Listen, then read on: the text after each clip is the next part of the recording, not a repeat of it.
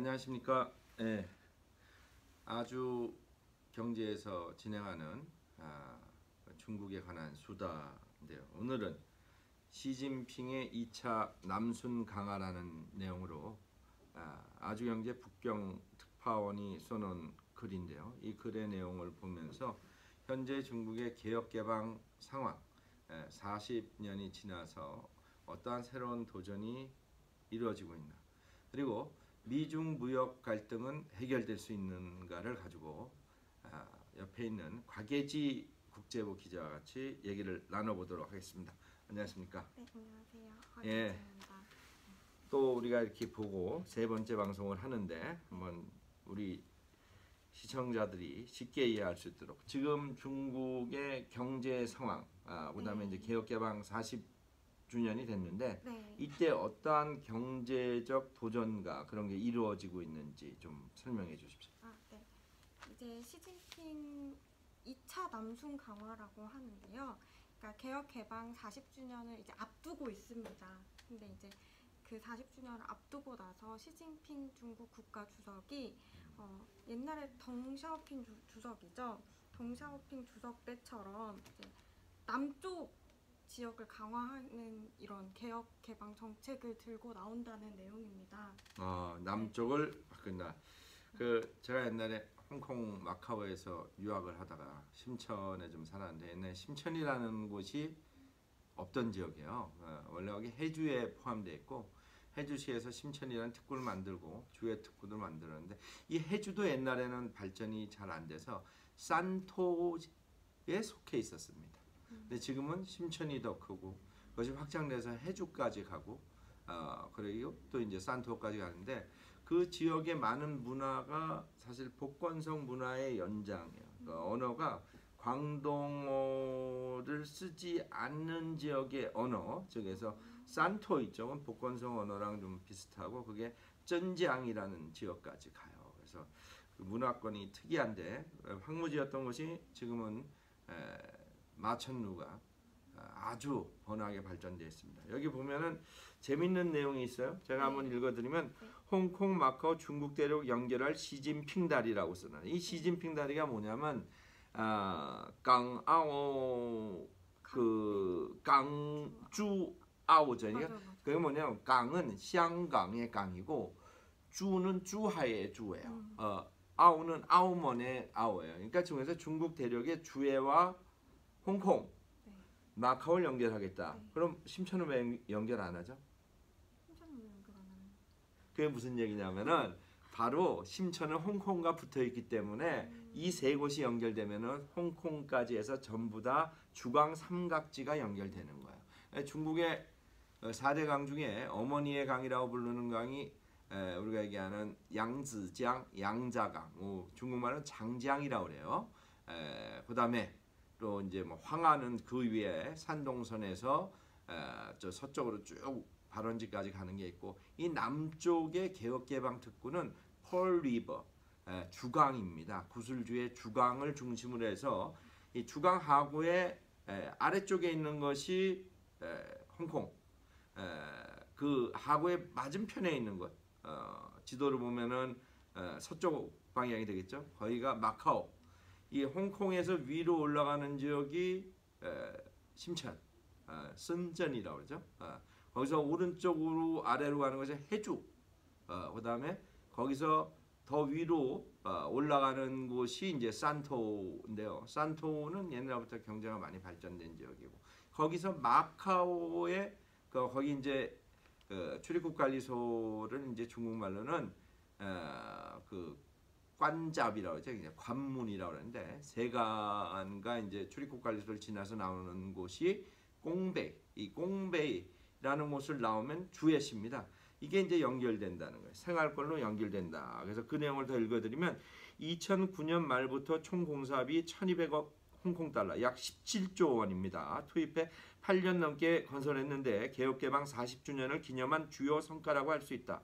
해상 교량 22.9km와 해저 터널 킬로미터 구간, 터널 양쪽에 인공섬, 출입국 시설 등으로 이루어진 세계 최장의 해상대교다. 강주하우 대교는 시진핑 다리라 불릴 정도로 시 주석이 애착을 가지고 있다. 지난해 말에 직접 공사 현장을 찾아가 강주하우 대교는 중앙정부와 홍콩, 마카오 중강 삼각지 지역이 더 나은 발전을 지지하기 위한 중대한 조치라고 한다. 왜 이 내용이 이제 이렇게 나오냐면은 1989년에 그 소요가 있은 다음에 그 진보와 보수의 그 대립 속에서 92년 개혁 개방을 그래도 다시 추진해야 된다는 덩샤오핑 등소평의 남순 강화가 있었습니다. 그래서 지금은 이것을 우리 제2의 남순 강화라고 얘기합니다. 이 내용을 보면은 그 앞으로 중국 경제는 어떤 식으로 더 발전할 것이고 또 소비 시장은 어떻게 될 거라고 설명하고 있죠. 그러니까 이제 이 남순 강화 시기를 이제 홍콩 언론이나 이제 외신들은 10월 말에서 11월 초로 보고 있어요. 10말 11 초라고 보고 있는데 78년에 그게 이제 삼중 전해에서 그 개혁 개방 정책이 나온 거라 개혁 개방의 시기를 이제 대부분 요 10월 말 11월로 잡고 있죠. 그래서 이제 이번 2차 남순 강화 시기도 그때로 잡고 있는데 그 시기에 이제 이 강주하우 대교 개통과 더불어서 이제 상하이에서 국제 수입 무역 박람회가 열립니다. 이제 제1회 국제 수입 무역 박람회인데요. 이게 좀 되게 재밌는 점이 뭐냐면 수출 박람회가 아니라 수입 박람회라는 점인데요. 그러니까 중국에서는 이제 전 세계 각 물건을 우리가 살 테니 가지고 와라 이런 거죠. 그래서 이제 그걸 중점으로 해서 중국은 자꾸 더 개혁 개방을 강화하겠다는 입장인 것 같습니다.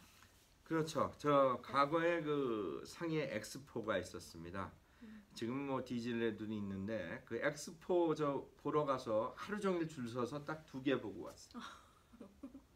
중국은 어딜 가도 인사인인데 하여튼 무역도 대규모로 이루어지고 있고 최근에는 그 절강성의 무역 전시 수출 기지인 이우 시장에 갔다 왔는데 이우는 이제 우리가 그쪽에 이제 금화시라고 있어요. 금화, 용캉, 동양 거기에 또 이우가 있는데 아주 전 세계 바이어들이 상주하는 무역의 대표적인 지역이라고 할 수 있어요. 그러니까 규모가 크다. 그래서 중국 경제가 문제가 생기면 세계에 많은 영향을 미칠 수 있다고 얘기를 하고 있습니다. 그러면은 이러한 거 개혁 개방이 이제 1978년부터 본격적으로 추진이 돼서 40주년이 돼 있는데 그때까지 이제 성과를 어떻게 얘기하고 있죠? GDP나 이런 내용들은? 그래서 이제 중국이 이 40년간의 성과가 정말 기적적이라고 불릴 만큼 엄청난 성과입니다. 그래서 이제 GDP를 기준으로 보면은 40년 사이에 중국 GDP가 작년 기준으로 14조 900억 달러 규모를 달성을 했는데 이는 이제 세계 2위 수준이고요. 그래서 40년 사이에 56.6배가 증가했습니다. 그래서 1인당 GDP로 보면은 40배 가량이 이제 성장하는 수치고 1990년대 초반 때만 해도 이제 세계 순위가 한 9위에서 10위 정도였는데 이제 몇 년 한 20년 만에 2위로 이제 올라서는 거죠. 그 80년대 제가 그 마카오에서 꽁베이 세관으로 해서 주회를 갈 때나 심천에 갔을 때 거기 집이 한 채 그때 그 30평 정도 되는 거 지금 남상구 지금 심천돼 있는데 그 1,600만 원이었는데 얼마 전에 가서 물어보니까 14억 정도 된다. 그래서 또 북경에서 제가 90년대 공부할 때 그 거기에 우다코라는 지역의 베이항 그러니까 북경 항공대학 뒷문 쪽에 살았습니다. 거기 잔춘위엔이라는 우리나라 25평짜리 집인데 그때 한 3,500만 원 했는데 최근에 거기도 물어보니까 14억 정도. 특히 이제 학교 근처에 있는 거는 쉐치팡이라고 그래요. 학교에 그 좋은 학군에 보낼 수 있는. 여하튼 중국은 물가도 많이 오르고 변화가 많습니다. 뭐 살기 좋아진 건 확실한데 또 살기 좋아지다 보니까 지금 무역 전쟁이 일어나가지고 네, 미국과 아주 심각한데 지금 무역 전쟁 상황은 어떻습니까? 무역 전쟁은 지금 무역 갈등 이외에 이제 뭐 정치, 군사 이런 쪽으로까지 갈등이 번지고 있는 양상입니다. 그래서 최근에 또 트럼프 대통령이 중국이 또 뭐 미국 중간 선거에 개입하고 있다 하면서 이제 비판하기도 했고요. 또 남중국해에서 이렇게 충돌 직전까지 상황이 벌어지면서 군사적 갈등도 심각해지고 있는 그런 상황입니다. 중국이 역사적으로 그 무역 전쟁을 두려워해요. 왜 두려워하냐면 아편 전쟁 때 공평한 무역을 안 해준다는 이유로 중국이 아편을 가져와서 판단 말이에요. 1840년에요. 그 아편을 몰수해서 이제 그 못쓰게 바닷물에 놓고 석회를 넣어서 태웠다는 얘기를 하죠. 그러니까 못쓰게 만드니까 이제 아편 전쟁이 일어난 거예요. 1840년. 동북 지역의 그 한반도에 일본 세력이 들어오고 또 거기서 러시아가 또 그때는 이제 그 제정 러시아의 시대죠. 이렇게 내려오면서 경제적으로 북만 절도 놓고 여기서 만주국 만드니까 이 경제적 침탈과 공격이 강해지면 이제 중국은 무척 불안해하는 게 있어요. 근데 제가 보기엔 중국의 개혁 개방도 아주 성공적으로 잘한 면이 많습니다. 우리 여기 보면은 기사 중에 박승찬 차이나 포커스 기사를 보면 이제 그 중국 경영연구소 소장이고 용인대 중국학과 교수인 분에 얘기하면 올드 차이나 보는 거 40대 중국으로 리셋했는데 중국이 새롭게 바뀌어 나가고 있다는 내용을 하면서 중국의 변화를 어느 정도 인정해야 된다는 내용도 있고 또 하나 그 경남대 극동문제연구소 교수님이신 이상만 교수님의 칼럼을 보면 개혁개방 40주년은 국제적 역할을 많이 했다. 사실 그 공산 국가를 만드는 과정에서 경제만큼은 진짜 성과를 낸 거로 인정해줘야 된다는 얘기가 나오고 있습니다. 여하튼 뭐 한미동맹이 중요한 한국의 입장에서는 누가 이기는가 보다는 우리 안보가 중요한 거죠. 경제 문제는 국익에 도움이 되면은 더 좋다고 생각합니다. 곽예지 기자가 생각하기에 앞으로 그 미중 갈등 문제는 어떻게 해결될 것 같은지. 이게 정말 어려운 문제입니다. 그래서 뭐 제가 어떻다고 장담할 수는 없지만 제 생각에는 향후 조금 더 안개 속으로 빠지지 않을까. 뭔가 실마리가 지금 현재 상황에선 보이지 않거든요. 그래서 중간 선거가 지나고 나서야 조금 뭔가 두 나라의 대화가 이루어지지 않을까라는 생각입니다. 뭐 한국과 중국 수교한 지 이제 26년이 됐고 한미 동맹은 저희가 1945년 해방된 이후부터 지금까지 쭉 관계를 맺어 상태고요. 독립운동할 때도 관계를 맺은 상태에서 이제 그 무역 문제가 아시아에 미쳤던 영향을 보면 그 무역 문제 때문에 아시아의 많은 국가들이 개항을 했죠. 일본도 그렇고 한국은 그때 개항을 못 하고 있다가 일본에 의해서 강제 침략을 받았는데 경제는 이제 무역으로서의 마찰에 대한 하나의 전쟁으로 이어질 수 있는 가능성이 있습니다. 거기까지는 발전하지 않을 걸로 보이고요. 한국 경제, 중국 경제의 변화와 미중 관계의 무역 갈등이 어떤 영향을 미칠지 뭐 여러 얘기들이 많지만 긍정적으로 해결될 가능성도 있다고 보입니다. 여하튼 뭐 환율이라든가 앞으로 나올 뭐 에너지, 식량 문제 등등 더 중요한 건 환경 문제까지 포함해서 잘 해결될 수 있을 걸로 보시기 때문에 핫한 뉴스보다는 전체적인 내용을 돌아보는 것이 좋을 것 같습니다. 오늘은 여기까지 하도록 하겠습니다. 예, 김진호였습니다. 네, 감사합니다.